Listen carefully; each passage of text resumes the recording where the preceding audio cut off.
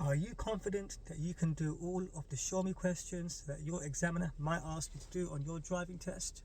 Because if you can't, you might fail on the spot. In this video, I'm going to help you to protect yourself from failing your driving test on the show me question. I'm Mustafa. I'm a driving instructor with over 9 years experience, and I've personally sat in the back of over 200 driving tests, and so I've pretty much seen it all. And make sure you stay till the end, because I'll be sharing with you 2 tips you can actually practice with your own instructor to make sure that you're best prepared for that show me question on your driving test. But before I share what those 2 things are, I want to quickly share 2 quick stories with you which will help you understand what those 2 tips actually mean.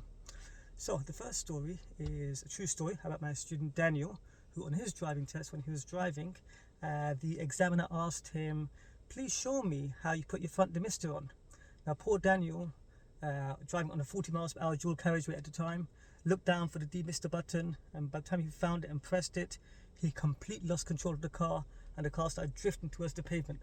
The examiner had to reach over and grab the wheel to protect us from crashing to the pavement. Scary stuff. And needless to say, by the end, he'd failed his driving test for losing control of the car during the show me question.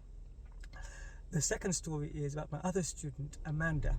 Now with Amanda, she was driving on her driving test and it started to lightly rain, and she was struggling to work out how to put the wiper on, so she was fumbling around with the controls trying to figure it out.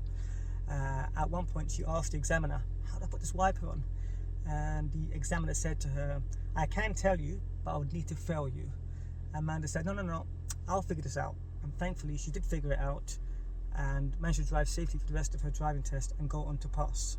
So what's the 2 lessons from these 2 students, and what's the 2 tips that we can take from it?